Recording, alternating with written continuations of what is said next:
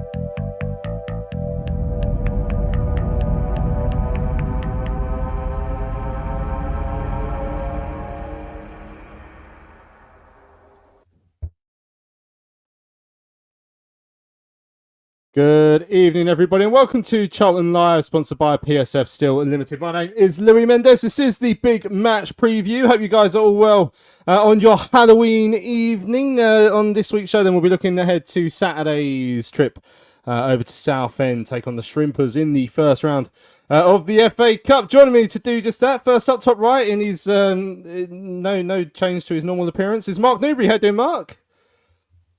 I'm all right, mate. I don't know. Can you hear me through this or what? But you know, I'm looking wonderful. Goalkeeper. I'm okay. Yeah, and he's just well, I'm not even going to suggest where he normally wears that mask, but it's good to hear him getting it out of the bedroom to wear it on Charlton Live this evening. And also joining us bottom of the screen there is Mr. Joe Puddyfoot. How you doing, Joe?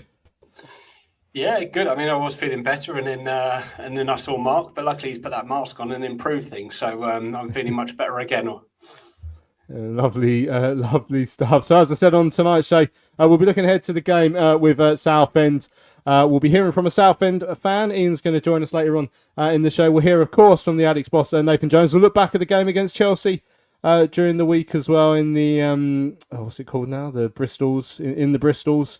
And we'll react to the big news at the start of the evening as well. Miles Leaburn, the club, have triggered a one-year extension on his deal, so we'll talk about that as well. Evening to everyone who's joining us in the live chat. Sam's in there first, asking how many people who started Tuesday's game will start Saturday's, putting some suggestions from there. Larry's in there. All hell let loose is in there. Andrew's in there. Gary, Shiny, Phil, Paul, Justin, Michael, Joseph, Paul again. Chris, let us know your thoughts ahead of the game with Southend this weekend. Who would you like to see start? How strong would you like to see Nathan go in this in terms of team strength?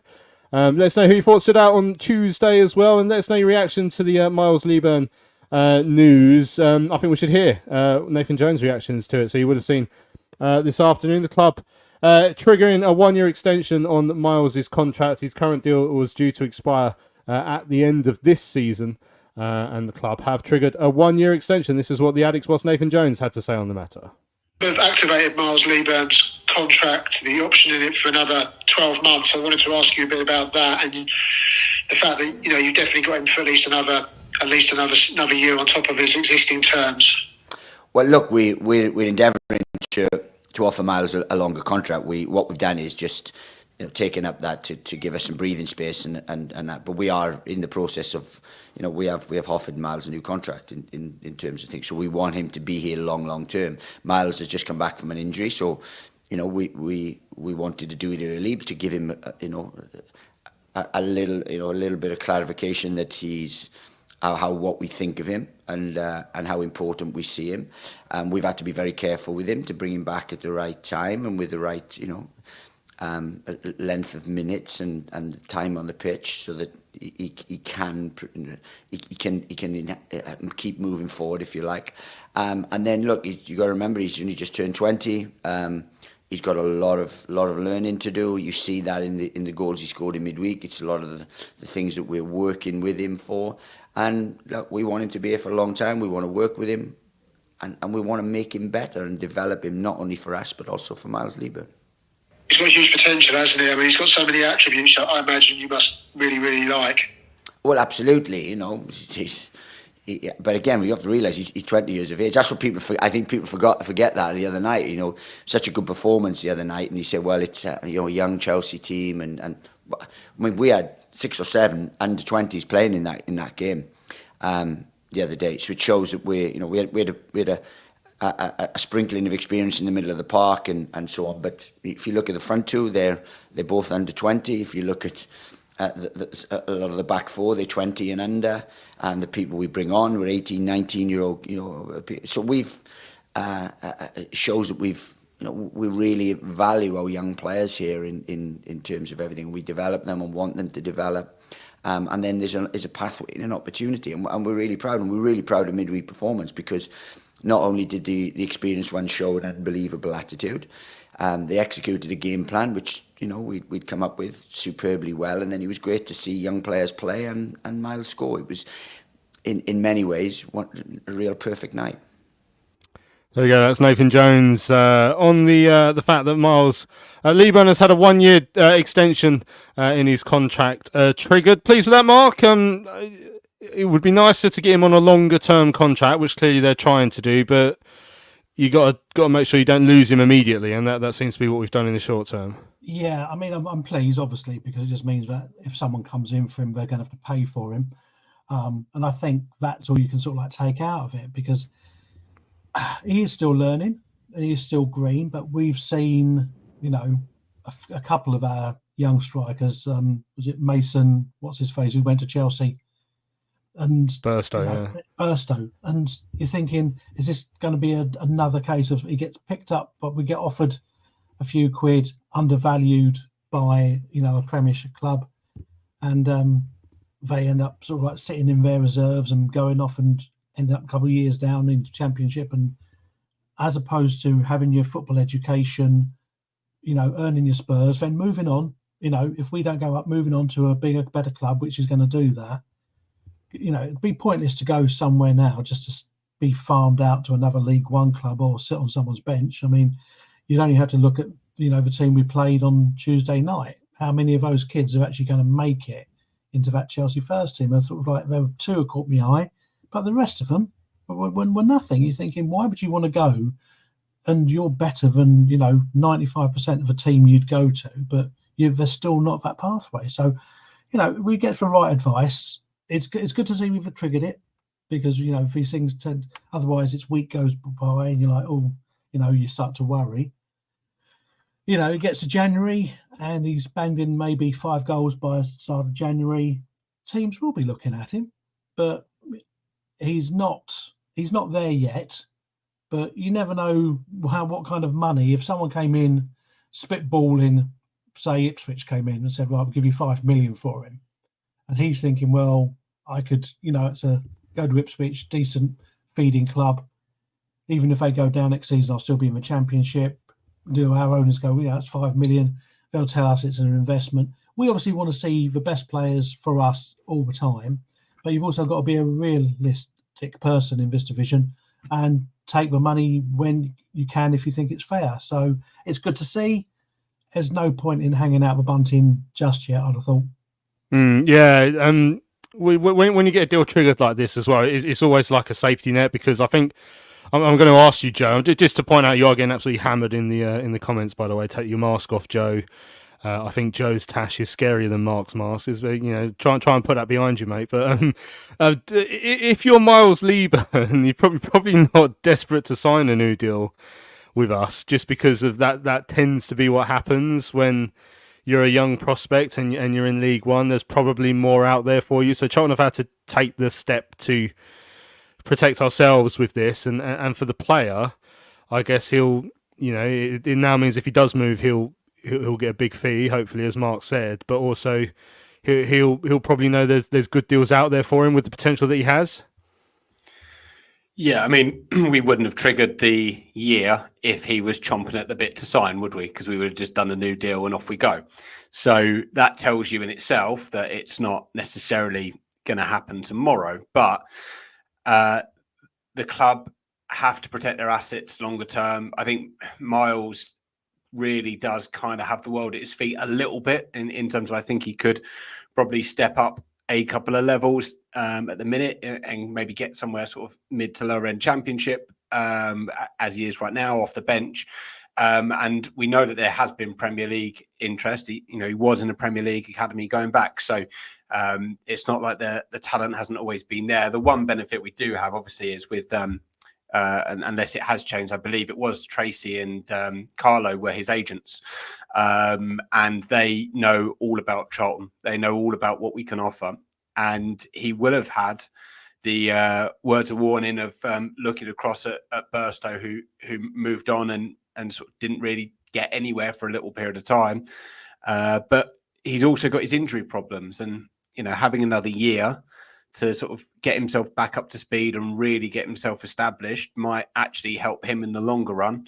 But maybe that with that in the back of his mind, if he goes down again now with another long-term one, maybe he'll be thinking, well, it'd be worth having a little bit more security, because you only got to look at Chucks to see how your career can progress, and you can start to really struggle for fitness, and therefore that's going to impact your earning potential long term. So it's all there. I think what he has to remember, and what we have to remember, is that he's at a great place to develop, and fingers crossed we can help him progress his career. And he won't be at Charlton forever, because we're just not going to progress as quickly as he is. But hopefully we can have a good couple of seasons and he can fire us to a promotion before he jets off into that sunset.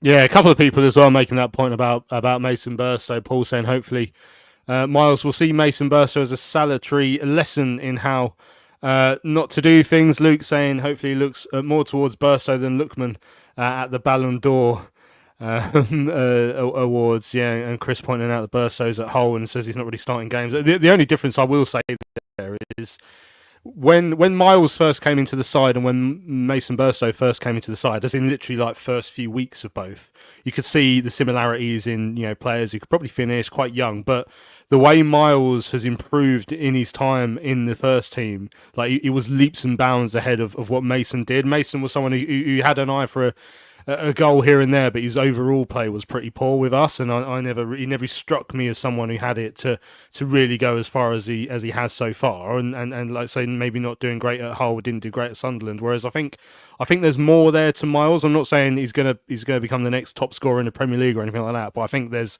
there's a solid pathway for him, and I think he's a better player than Mason was at his age, and yeah, hopefully he'll stick around for the year. If not, hopefully we'll get a good fee for him. But at least we now have that protection of the trigger. It's so difficult to try and negotiate a contract, I'd suggest, going forward for a longer term deal. Just when I say, when you're a player who's got the world at their feet and you've got that potential, then it means people are willing to take a risk on you, and people who will have stronger budgets than we do. Scott says he reckons that Miles could go to the very, very top. But Mickey saying, I bet that means that we'll sell him in January, and then we'll use the money to buy MACAULEY BONNE. Might be worth buying him before Saturday, just so he can't score against us, and then just leave him to right in the reserve. Sam says he thinks he'd be really surprised if other clubs put any interest in right now. And Luke saying, I'm still surprised Miles actually got his chance in the first team. I'm pretty sure at the time he wasn't actually starting for the 21s. Yeah, his stock was really low, I think, when we gave him that chance. What summer would it have been? Would it have been the Ghana? Yeah, it would have been the Ghana summer, wouldn't it? He got given that chance when really even towards the end of the season before, I think in the youth setup, he had really low start. I don't know, maybe he had a spurt or something, but yeah, he certainly certainly took his chance when he came. And he took a couple of chances on Tuesday as well. I don't know if those of you who joined us at the Valley on Tuesday for the Bristol's victory against Chelsea. As always with these weird games against the under-21s, it's a strange night, but you know me, I like to get out of the house and watch some football, so I was there and quite enjoyed it. In the end, let's have a listen back quickly to the goals from the 3-0 win from Charlton TV. Steve Brown was alongside Terry Smith. Ryler, Small on his outside left. Small into the box, lifts it over. Leaburn will get there and heads it home. Miles Leaburn, first goal of the evening for Charlton. Dispatched the cross from Small with some calmness, actually. He didn't need to jump too high and planted it beyond Merrick for the opener.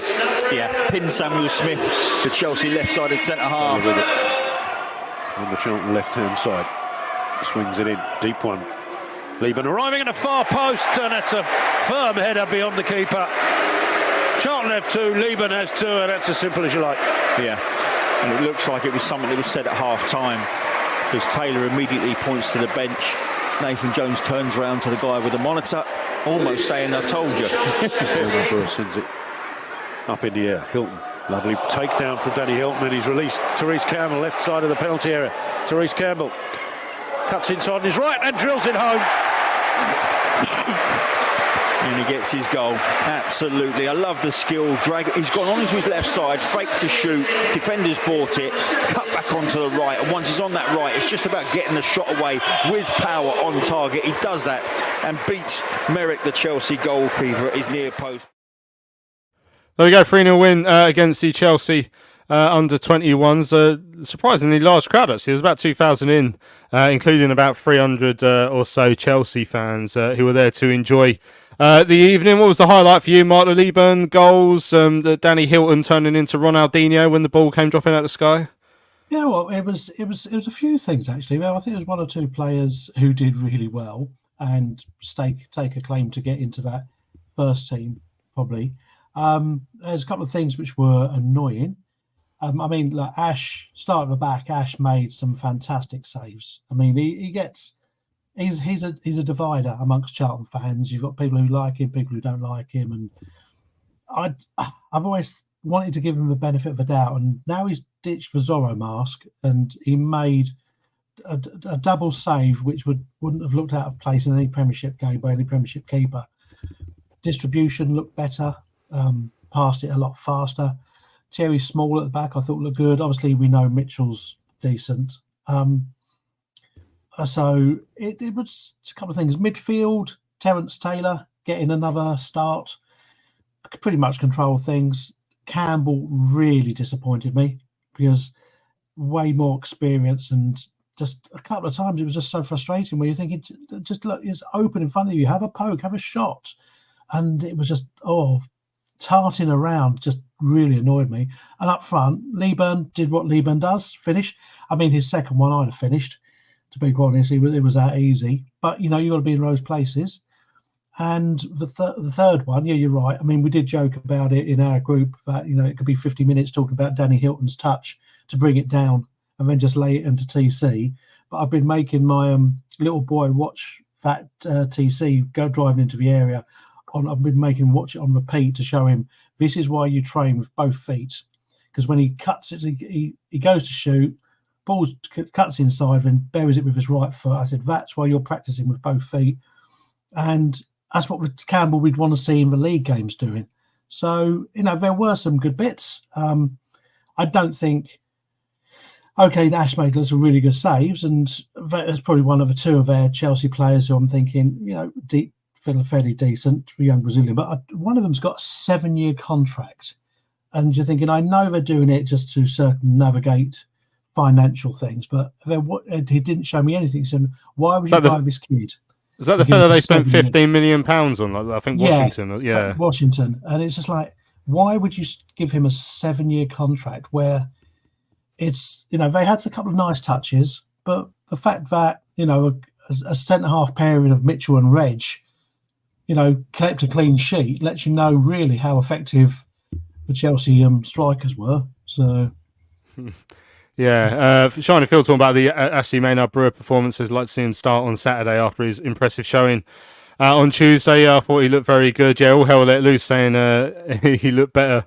Now he ditched the mask. I wonder if it was hindering his eyesight. That did come to mind over Tuesday, mate. I mean, to be fair, we know he's a good shot stopper. Is sometimes decision making exactly what Chris has said. Actually, here Chris says he's a great shot stopper, but doesn't command his area as he should. Liam says Terence Taylor. We're not in the 60s anymore, Mark. But am I right? In the Sky commentator kept saying it. Apparently, I was at the game, so I didn't see it. But yeah, apparently so I think we should call him Terence Taylor from now on. Actually, yeah, that's a good name. Maybe he'll go for that. Yeah, what was your highlight, Joe? Obviously, Leaburn getting 2 goals. We've been spoken about him a lot already today, but 2 goals for him is very, very important. But yeah, what did you make of Zach Mitchell? Yeah, I mean, I'm a big fan of Mitchell. I think that he's been unlucky to not get close to a first team run out, but he seemed to have a bit of a a mixed game because there's a couple of quite chunky mistakes that he had to be got out of jail on. But if you're a young defender learning the game, you those mistakes are what are the opportunities you need to learn, and then you just don't need to do them again. So it's good to see him getting minutes in these games. I do think that he will go on to be a very capable defender at this level. I personally would have him ahead of Ness in terms of his development. But yeah, it's if he is being found out at this level, maybe just thought it was a bit too easy and thought the game was done. But he does need to sharpen up if he's going to get close to the team. And I mean, highlight for me still would be Danny Hilton's touch, because before then, all I'd seen him do is absolutely lump people with agricultural style foot movements. So when he caressed that out of the sky, it was almost unbecoming of him. It's like he didn't know it was going to happen. But it was an excellent touch, and it does show that obviously there is some quality there. I know he's not scored for 2 and a bit years now. He's not going to be maybe the difference maker, but that little bit of awareness, that little bit of skill set, if he's working in and around the likes of Leaburn and helping them progress those parts of their games, then that is going to stand the club in really good stead moving forwards. Yeah, that touch from Hilton. I mean, Danny Hilton does what Danny Hilton does, but if I'm being totally honest, I was fully prepared when he came on Tuesday night for another little giggle about Danny Hilton running around kicking people, and we certainly got that at the start when he went and kicked the 18-year-old goalkeeper. I was thinking of calling social services, but yeah, the touch for the goal was just outrageous. It was good fun, and that's what you get on those weird little Bristol's Cup games. You get weird little funny things that happen, like the 8-0 at Stevenage, which are always quite funny, that you can enjoy. All Hell Let Loose is asking why Mark sat in the dark. Has he not paid his Lecky bill? Is he pretending he's not home? I think it's because he spends all his electricity money on having a Christmas tree up until about March, and then he's run out of the time by the time we get to now. Luke saying the Charlton shirt hanging behind him looks like a ghost, and Chris says it's the ghost of Premier League past. Yeah. Paul says Terence Taylor and Unbecoming. Have I tuned into Radio 4? I've gone a bit highbrow this evening. I don't know what's going on with you guys. Yeah, well, so a couple of people mentioned Dixon getting not many minutes on Tuesday. Would have hoped to have seen a bit more there, Mark? Yeah, I would. First, I just want all hell let loose. I live in a close. There's about 300 kids running up and down outside doing trick or treats, and I didn't want to have to keep getting up and telling them to go away. So that's why the lights off. I don't think I'm not home. Yeah, no, it's a strange. I saw a thing about Dixon, and I did think it would be a decent 15 minutes or so to give him, just a touch more experience. I think we'll probably see him for a bit longer on Saturday, but it is strange just to give him, small minutes, because I don't see how that benefits any footballer at all. Because when you speak to any pro, they say if you're going on as a sub, you need 5 to sort of like 10 minutes just to get up to the speed of a game. You can't just run on. I mean, occasionally someone will run on, score from a corner, and that's more luck than judgment. But he said to get up to, when you speak to something like the pros, they say you need a good 5-10 minutes actually in the game to get up to the speed of things. So I've never seen the point of giving someone 3-4 minutes at the end of a game. It's a bit pointless. So hopefully he'll get a bit longer. But I thought we hadn't talked about Asimwe coming back off his loan, and I thought he did pretty well on that side. And maybe again he's another one who apparently hadn't played a lot for Hartlepool, so he might need a bit more on the fitness side as well. But I think I'm glad they've brought him back as cover, because I'm not sure there would have been much point in bringing Watson back in if he hasn't recovered just for a Southend game, whereas Simwe we know can do that job on that side. So yeah, we'll hear the fitness news on Watson shortly as well when we hear from Nathan Jones. Yeah, Scott Taylor said he thought Simwe had a good game as well. Said he thought Thierry Small did. Also reiterates what you said, Mark, about Alan Campbell not really seeming to do much. Even Doherty, like he had that one shot from range, but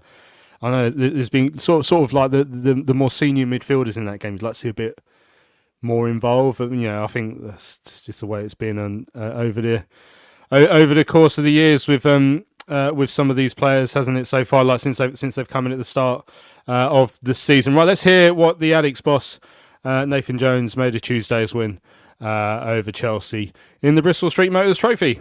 A win against Chelsea, another very good night in this competition. Yeah, I thought we were excellent. There's a talented young side, Premier League. Probably the cost of their squad is dwarfs anything in League One. So you're looking at some real talented individuals that, if you allow them to play, can embarrass you and can cause you real problems. I thought we were really aggressive from the off. Really went after them, and if, in fairness, should have scored more. So yeah, real good night. Win the game. So we're happy with that. Yeah, not the first time you've played against a team with a £15 million striker this season, of course. But Charlton's own striker, Miles Leaburn, great to see him get his first couple of goals since coming back. Well, they've got plenty of strikers. I mean, they brought one, Jimmy J, who they bought from me for $8 million. So it's they've had plenty there. But look, great to see Miles, and Miles is learning his trade. In terms of the goals he scores, he has to get that in the game, in his game, backstick headers and things, because he's 6'7", so it's a real thing. So I'm really delighted for him. He's gathering momentum, a bit of energy, bit of sort of strength now and rhythm, and that's a good thing.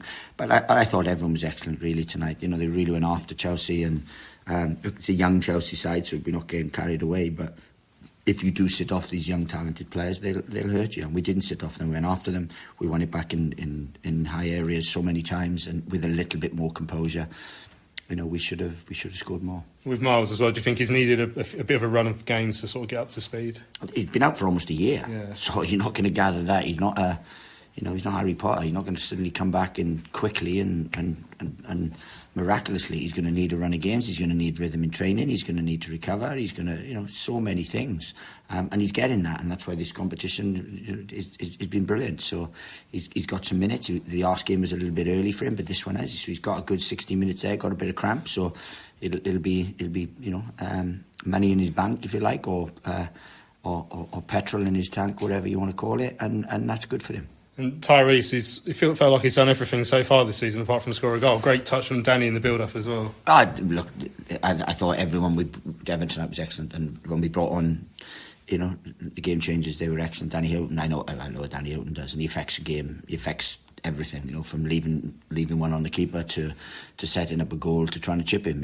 That's Danny Hilton. Great header as well. Keeper's pulled off a wonderful save from his header. So, for a 25-minute cameo, it's exactly what you want to see from your strikers. And then Tyrese has been excellent. We're converting Tyrese into a central striker, and that takes time, but he's a threat. He's young, he's athletic, and he's someone we really like here. I just want to talk about Zach Mitchell as well. I thought he looked very good at the back today. Right up until the fact he decides to take liberties, and then he forgot himself for a little bit. But right up until then, I thought he was outstanding, front-footed, aggressive, went after it, neat and tidy in possession, no problem. And then he tries to dribble out the back, gives it away, and then Ashley Maynard has to make another save. Then he lets the ball bounce, and they have another chance. So, he's got to do the basics, because we really like him. We've given him a new contract, but he has to learn quickly. Is he sort of in and around it for the first team with the injuries at the moment, particularly? No, he's in and around it anyway. Yeah. And that's why we've given him a new contract, not letting him go out on loan, because he's in and around it, and we really like him. It's just he has to learn the game. He's like Miles, he's like Tyrese, he's like Karoy, he's like Kanu, like Kahim, Nathan Asimwe. I mean, we've got a plethora of young talent in this football club, but they all got to learn the game. And finally, just Ashley Maynard-Brewer made some good saves. So it's been a couple of good performances in this competition from players who haven't played that much, and that must be encouraging. It's just all to do with the squad. Terry Taylor was excellent. Teo Edun has been excellent in the both games. Who hasn't played much. Terry Small was good, set up a goal tonight, and Ash is a great lad, and we know what he is as a goalkeeper. I mean, he's one of the best shot stoppers you'll see. And he was called upon tonight and probably made two world-class saves. One bit more routine, but he made 2 world-class saves. PSF Steel Limited is a trade supplier of steel fabrication and erection services to the new build, construction and refurbishment market in southern England. With their unrivaled depth of experience, they excel at providing their customers with high quality and cost-effective steel fabrication solutions. Their customers include national and regional house builders, such as Barratt Homes, Bellway Homes, the Vistry Group and Taylor Wimpey. They pride themselves on their service-based ethos and commitment to customer service excellence, which includes full technical backup and on-site services and support. If you would like more information, go to www.psfsteeluk.com psfsteel.co.uk. That's www.psfsteel.co.uk. Hello, fellow addicts. I'm so excited to tell you all about our micropub, the River Ale House. The River Ale House is based in East Greenwich. It has 6 Pub of the Year awards, an ever-changing selection of amazing beer. It's owned by Charlton fans, walkable to the ground in just 20 minutes with buses that go direct to the Valley too. If your matchday routine includes a drink with your friends, you must join your fellow addicts in the River. See you soon. Right, welcome back to Charlton Live. This is the big match preview. Just before the break there, we heard from the Addicts boss looking back at the win against the Chelsea under-21s in midweek. Chris Collingwood pointing out that where Nathan said that Zach Mitchell was taking liberties and NJ is settling into South London life very well. He gives a good quote, doesn't he, Nathan? Like the not Harry Potter one. He just makes he does make some funny little quotes in our interviews, which I do enjoy. Former Southend United player, of course, is Nathan Jones, and that's where we'll be turning our attention to now. We're heading over to Roots Hall in the FA Cup on Saturday. Absolutely delighted to say that we're going to be joined by a Southend United fan right now. Ian joins us here on Charlton Live. You answered the call at the last minute, Ian. Thank you very much. How are you, my friend? You're welcome. Thanks very much. Couldn't you got the bargain basement Southend fan, but via Billy Reeves. Thanks very much. Yeah, you came very highly recommended by the always excellent Billy Reeves. Great to have you on. I mean, it's been quite the ride at Southend over the last few years. Billy was explaining to me that you're one of the fans who's only really just sort of returned recently. Is that because of all the off-field stuff that's been going on?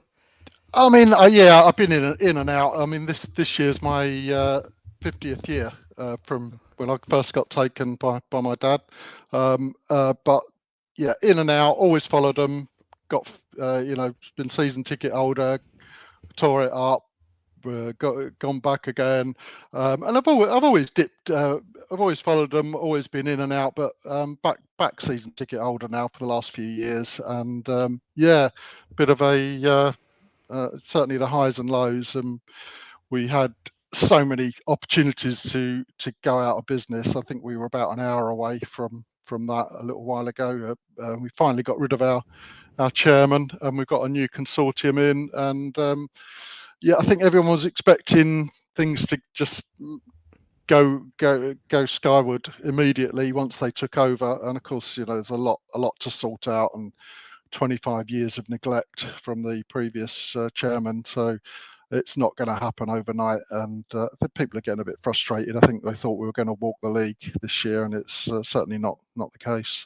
Yeah, I mean, if you could just give us a little bit of background of what happened with Ron Martin, the former owner, and obviously now there has been the takeover, so things hopefully looking up. But what was the situation with the last owner? Because it seemed to be going on forever, that problem. Oh, completely. I mean, the people think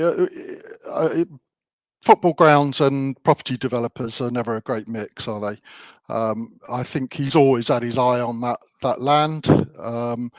He bought this bit of land out on the outskirts of Southend to build a new stadium, and people think, we don't know whether it's right or wrong, but people think he bought that in the hope of killing off the club, and then he could put houses on both bits of land. And it very nearly came off. It was so close. I think we had about 20 winding up orders in the last 12 years. It's just and playing with embargoes for well over a year. It's been hard graft, and players weren't getting paid for 3 to 4 months, and the backroom staff weren't getting paid. Just so close to going down the pan. It felt like every game felt like this could be the last one, as the next sort of winding up order approached. But there was this incredible siege mentality at the club, and it was like the Dunkirk spirit, and no one expected anything, and they were just digging out results left, right, and centre, and just the bond. I've never known the bond between the players and the fans be so close, and with the one goal of wanting to get rid of Ron Martin. It was It was a, and we still feel that connection's there still. I think we've gone through a lot in particularly the last couple of years, as things have got worse and worse. He was siphoning off the money. He was putting. He's got his fingers in a lot of pies. There was like a 12 million debt for one of his other companies, totally unrelated to football, and he just moved that across to Southend United, and things like that. It's just outrageous behaviour, and it's just driving into the ground. The ground is falling to bits. There's been no maintenance. The last 2 seasons, the fans have got the ground gone in and with paintbrushes and brooms and sorted the ground out, and people coming in to give their work for free, DIY people and what have you, just get the safety certificate, and even they've been right up to the wire as well, like the week before the first game. So it's been seat of the pants for quite a while. Hey, Ian. You had a nice little 2-0 win against Tamworth, but with a cup this week, would you have rather just had a league game to carry that on, or do you look at this weekend as being like a bit of a free hit? It's a double-edged sword. It is completely. The pressure's off. We've had a horrendous start to the season. We've just started picking up, like with 4 games now, clean sheets. So that's good. We were leaking goals all over the place, so we've shored that up. So as long as it's not a complete tonking on Saturday to sort of kill all the confidence that's starting to build up now, then I'll take it. It'd be, but. We've got a free hit. No one's expecting us to win, so the pressure's off. And perhaps because we've got MACAULEY BONNE, who's having an absolute mare at the club. When you see those reels on YouTube, like all the goals that were easier to score than miss. Little tap-ins where they're just standing on the line and it goes over the crossbar, stuff like that. He's having an absolute mare. His confidence is rock bottom. But he played for you, didn't he, back in the day? So perhaps that's I don't know. Could that be an omen? Could he finally get his goal? Well, firstly, my deepest condolences for having to suffer through MACAULEY BONNE. Just as he thought it couldn't get any worse, he arrived. In terms of BONNE, I always felt at our level he was always stealing a living. Really, it wasn't quite cut out. He had a little run where he was getting goals, but it would invariably be offside, and it tended to sort of do the most, daft things when you really needed him to be dependable. What's his season been so far? What do the fans actually think in terms of what he's bringing to you guys? The fans have been losing patience with him, and Tamworth on Saturday was his best game. He actually got stuck in and he worked hard, and when he got subbed, he got applauded. But up until then, there's been cheers when he got subbed, and he finally got rid of him. So he's been very frustrating. He doesn't seem interested at all. You kind of forget he's on the pitch. I don't think he's got Charlton fans have got particularly good memories of him. It doesn't seem to people remember him fondly from what I hear. We've got a fair bit of history with him, Ian. So when he came, like when he was first here, he had a spell of scoring goals, but then he turned out to look a bit rubbish. Then we mugged QPR £2 million for him. And there was an interview, which, to be fair, he said his head got turned, which the Charlton fans didn't want to hear.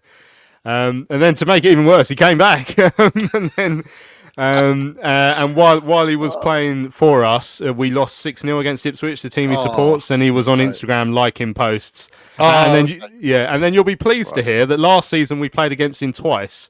once in the FA Cup away at Gillingham, where he scored and celebrated in front of us. Okay. And then he signed for Cambridge and went on a massive goal drought until guess who turned up at the Abbey Stadium and he got his first goal against Cambridge. And as you may see down the bottom, his only goal for Cambridge was against us as well. So yeah, not a massively popular figure. No. Just finally, I mean, you've gone through the bad player. Do you want to tell us who the good players are? Well, Gus Scott Morris is our absolute hero at the moment. He's our right back and he's our top scorer as well. 9 goals. Up until Saturday, he'd scored more goals than the rest of the team put together. So it shows you how well we've been scoring. He's a cheeky little fellow. He's all over the pitch. He's fantastic. We're absolutely resigned to losing him in January. Unfortunately, I think someone's going to come in for him. It won't have gone unnoticed that he scored 9 goals. And he's fantastic. And to be fair, he deserves to be playing in a higher league. He's a great player. Look out for him. There's been a lot of lack of confidence has been rock bottom, and we've got some great players, but they've all been suffering. I mean, we got MACAULEY BONNE in, we got George Moncur in, and they both played together previously at Orient, and we thought, oh, this is going to be fantastic. And the first couple of games he played, it was just like a masterclass. Oh my God, this is amazing to watch. We've been playing some very unattractive football, just constantly sideways and backwards. That's all we were doing. And George came in and he was going forward, making runs. We thought, this is amazing. And then by about the third game, he was passing backwards like everyone else. So he's kind of lost his spark. I don't know if he's been sort of drummed out of him or what. But yeah, the last couple of games, things seem to have been looking up. Cav Miley in midfield is back. Is very influential. So I think we're going to enjoy it. We're going to have a good old turnout. I just checked before I came on. We've sold 6,321 in the home end so far. The away end is normally 815, but as you know, we've been working very hard because it's half of the North Bank is condemned. It's sort of got this the Ron Martin legacy, of course, concrete cancer. And we haven't been able to use that for a number of years, but they were looking to get it ready for the Boxing Day game, but when we got the Charlton draw, they've pulled their finger out and managed to get it done, and it got signed off yesterday. So we've given you another 1,100, I think. Tickets. So it's going to be great. Yeah, it was in that ballpark. Yeah, and hopefully that showed the fact they've been able to sort that out so quickly. Actually, hopefully shows that the new ownership have got their finger on the pulse. Just to cheer you up as well about George Moncur. Not that I hold a grudge, of course, but I think we're going back about 9 years now. But he scored against us in the FA Cup for Colchester, and for some reason celebrated in front of our fans as well. So you've got at least 2 in your squad. You've already done it once, so maybe we'll see that again on Saturday. Look, Ian, it's been an absolute pleasure having you on. I think a lot of people have a lot of time for Southend as a football club, and pleased to see that hopefully they're going to get back on their feet.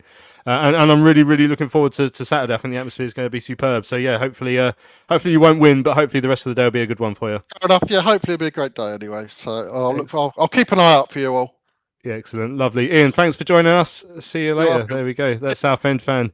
Ian Pio joined us on Charlton Live this evening. Thanks again to BBC Radio London's Billy Reeves, who sorted that out for us at the last moment. Right, let's have a look ahead to the game from a Charlton point of view. Nathan Jones sat down and spoke with Tom Rubishow earlier on today to preview Saturday's trip down to Southend.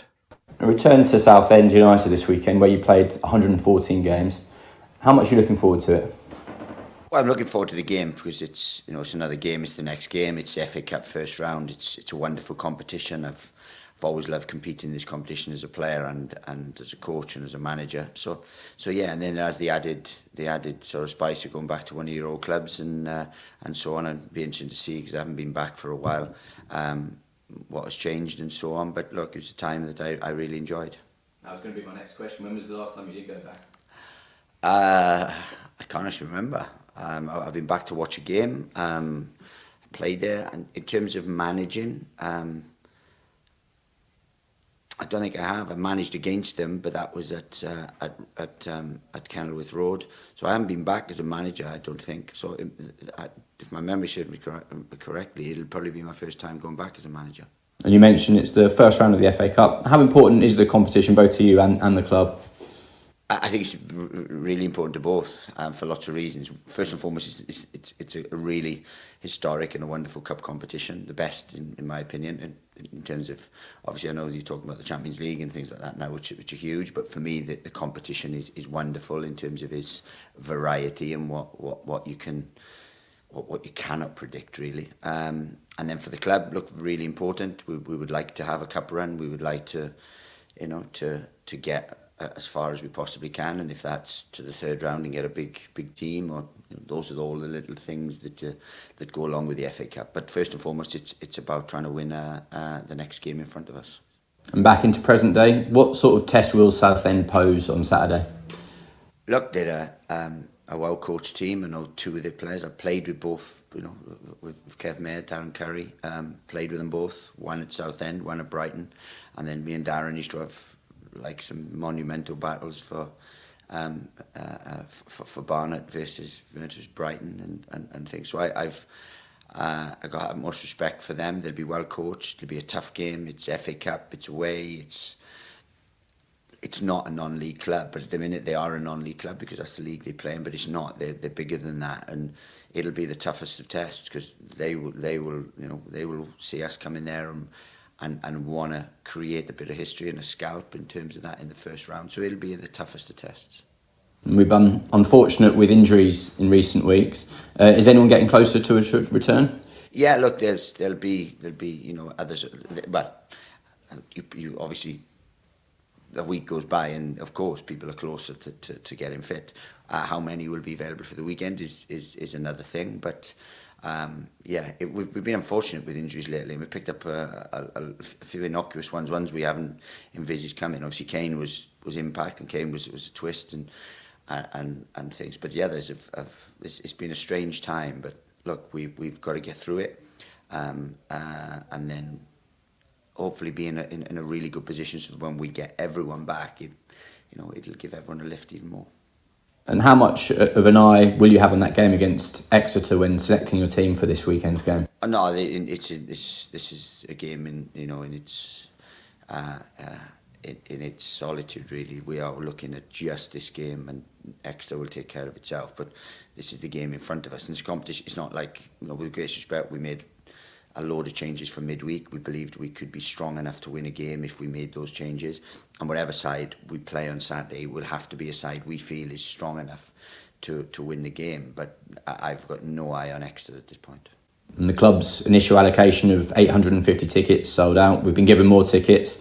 Are you expecting a tense cup atmosphere on Saturday? I expect a good atmosphere, but this is the cup. It's a romantic cup. I really like it, and what I always say, and I always have said, the last thing you want is to have drawn Cambridge away or anything. I no disrespect to Cambridge, but it's another game that would be like a League One game, or Northampton away or Northampton home. It's not. You want a little bit of romance in this cup, and this provides that. So it'll be a real good atmosphere. They'll pack that. It's a low end right behind the goal.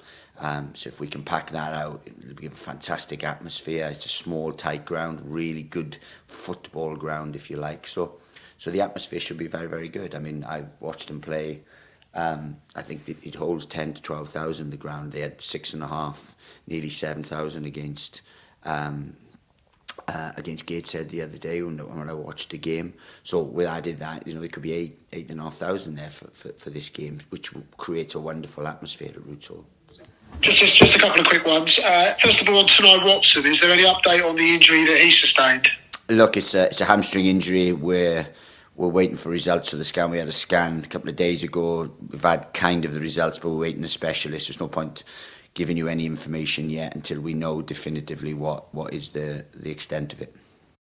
There we go. That's Nathan Jones looking ahead to the game with Southend. Just putting the update on Watson at the end there. Tanai Watson with his hamstring, but not much more detail at the moment. As Mickey says, he says they're well coached every week, does Nathan Jones, and we didn't do the basics post-match. It's like those press conferences on FIFA with the same answers. I'd love to hear the manager come out one game and instead of saying the well coached, to say this lot we're playing are rubbish, absolute shambles, and the manager's crap as well. But he never seems to want to do that for some reason. I mean, going back to his old club for him, Mark. It's got the makings of an absolute banana skin as always, but it's got a lot of the things that can make it more difficult. A tight ground, there'll be well supported Southend team battling, obviously punching below their weight, if that's fair to say, for the size of club they are, but obviously not for the trouble they've been in over the years. But it's not going to be an easy ride on Saturday. So you've got to make up your mind as to how strong you go. What sort of team do you think we'll be putting out on Saturday? I think it's got to be at least semi-strong, which means, there's a few players who I would bring back in. I mean, I know you're particularly impressed with Doherty. I would start with Doherty. I would start with Taylor. I would start with Coventry in that midfield. I would start Miles and TC up front together, to give them a bit of extra time to sort of like try and work out an understanding. Defensively, do you bring in Mitchell again? I'd possibly drop Gillespie and put Reg in alongside Mitchell at the back there.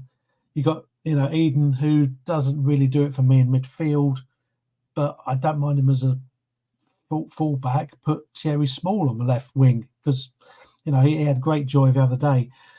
Ash in goal, I think you'd keep Ash in goal as well. I wouldn't see the point in giving Manny in this game. It's funny because Southend's one of my lucky grounds. I've never seen us lose there, but did almost get killed by Akpo Soji landing on us one season. Well, because it's so shallow and he couldn't stop himself. And he comes flying over the wall and he landed on about 5 of us, caught him. And he probably had 50p on a player falling into the crowd, to be fair, Akpo. Yeah, and he's a big lad. It took 4 of us to catch him and push him back over. But it's one of those ones. It's as long as we don't drop down to it being a kicky, bitty game and we can try and put our game on to it, I think we'll be okay. But it depends. Southend, they've dropped down a couple of leagues now. It'll probably be the same kind of level as the Chelsea under-21s, to be fair. And we looked okay doing that. It depends. Having a small, tight ground. I don't know, give Dixon more than 5 minutes, maybe a second half, to see how he goes. So I still think you have to give him a fair amount of respect, but not go crazy. Does that make sense? I don't know. Yeah, no, I see what you mean. I mean, as many people have pointed out in the chat, about the strength you want to go with. I mean, Chris Collingwood says after Cray Valley last year, you want to put out a very strong team. John and All Hair Let Loose both want to see a strong side. Scott saying similar to Tuesday night in terms of squad and starting 11 need a good performance. And Scott says Ashley Maynard Brewer to remain in the post. There's always that question, Joe, about overall, by being a League One side, you have a competitive advantage against a National League side. That's obviously without question, because you're going to have better players overall. Sometimes it doesn't feel like it, but overall we will. And there's always, the further you go down that pecking order, that's when you start to open yourself up to risk. And I mean, even with the team we had against Cray Valley last season, it shouldn't have been the case, but we did open ourselves up to risk, and we got a performance that suggested we weren't much better than Cray Valley. So there has to be that balance to find on Saturday, as well as trying to give those players minutes who need it and protecting the players who need protecting. Yeah, I mean, if anyone's carrying a knock or an injury, then I don't want them going north of the Thames. They can stay where they are and get rested. But aside from that, we've been, apart from a couple of performances, a very average team on the ball this season. And this is one of those games where we're going to have the opportunity to be good on the ball. You imagine they're probably going to be a bit harem-scarum, but there'll be an element of sitting in nice and deep and trying to hit us on the break. So if we're going to really get anywhere this season, we need to be a much more cohesive team on the ball. And I think that it's a good opportunity to give those players some proper match practice with, the breaks off, a little bit of the pressure off, because if you lose, okay, you're going out the cup, but you're not dropping points in the chase for promotion, and try and get some of those patterns and those relationships really working for us. So that's what I'd be looking for, is a bit of a statement performance to get us on track, really, for being a team that people fear coming to on the ball as well as off the ball. And And Jones said on Tuesday, didn't he, that there's two sides of the game. You know, there's the defensive side and there's the attacking side. And the defensive side we've been really, really good at. But I think every Charlton fan would like to see us be a more attacking side and certainly a more cohesive one of those. And that is probably going to mean players in January. But it doesn't mean that you can look gift horses in the mouth in terms of having opportunities. And I appreciate that it sounds like zero respect to Southend. But, you know, if we've got the likes of Berry, who dropped down from Premier League club and Mitchell, who's at Premier League club last in the summer in terms of their contracts, then they really should be able to go out and put a bit of a statement down against a side that has had as many challenges as Southend have. Yeah, how are we going to deal with MACAULEY BONNE then, Mark? You know, it's got an air of inevitability about it. I noticed that Ian said he had his best game in a Southend shirt against Tamworth on Saturday, so he's obviously been building up to us. But I mean, come on, at some point that's got to stop, hasn't it? It's MACAULEY BONNE. Well, hopefully they let him drive to the ground, so that, you know, we'll keep our fingers crossed for that. I don't know. It's one of those things. I said, you know, the guy could get caught offside when he was shopping in Sainsbury's. So it depends who we put at the back on him. And, you know, he will snaffle one up and we could be winning 5-0 and he gets a consolation. And, you know, he's going to stand there and pull his ears out and say, look at me. It's just one of those things. You come across players like that who do come back to haunt you from time to time. But be the bigger man, give him some abuse and then forget about him for the rest of your life. That's what I say. Lovely stuff. In terms of players who haven't started, then you might get a chance. So a lot of people calling for Dixon. He's going to become the new Terence Taylor, isn't he? In terms of we want him to be playing when he's not been playing. Joe, Terence Taylor got a good shout out as well. I think from Scott a minute ago. Yeah, saying he's solidifying his place now. I thought he was very, very good on Tuesday night. Although of course that's against the Chelsea under-21s. But yeah, would you like to see more of Dixon on Saturday if possible? Yeah, I would. I would just say that with BONNE, they've only just repaired that stand, so hopefully he doesn't take too many shots at it. But on Dixon, I think these are the types of games where he's going to have to get a run, and if we're not going to give him an opportunity in these games, then we've probably got to get him out on loan to somebody at Southend's level, at least until Christmas, to give him some chance to play some football and acclimatise physically to the demands of English football. But he impressed me with his little cameo when he came on a couple of weeks ago with his sort of marauding run where he didn't know where he was going and we had no idea where it was going to go. But the little back heel at the end was a touch class and does show that there is potential there. So if we're not going to play him on Saturday, then I feel that we've missed a little bit of trip by not giving him more minutes on Tuesday. And I'd be very surprised if he wasn't one of the wild cards that was put in with a stronger team and stronger people to guide him as on the pitch when we get to Saturday's lineup. Yeah, lovely stuff. Yeah, Luke saying I'd be surprised if he gets more game time against Southend than against Chelsea. The Chelsea game would have been better to play him in. Scott saying still too early for him. But John said I'd like to see Dixon get some decent minutes, a half at least. And then Scott says he agrees with Joe. It's a good shout. Get him somewhere out on loan, perhaps only local though, as settling into South London life. And yeah, it's a very good point. Yeah, what we don't know about Kahim, obviously, like we said, we had that wonderful little cameo, is we don't know his physicality in terms of how up for it or how ready for it he is yet, and there has to be an element of protecting him and sending him to the Tyrese Campbell gym in the summer that TC went to and came back built like Hulk Hogan, because obviously he might need a little bit of muscle on a bone as well to help. But clearly Nathan says that there's a player in there that we can be very excited about in the future, but we might not see much of him now. Right, we run out of time on this week's big match preview. Really looking forward to heading down to Southend on Saturday. I was being sincere when I said to Ian that it's one of the clubs I used to always look forward to going to, because you're always going to get a decent atmosphere, proper ground, tight in, loads of Charlton going to be down there, going to take over the seafront. It's going to be fantastic.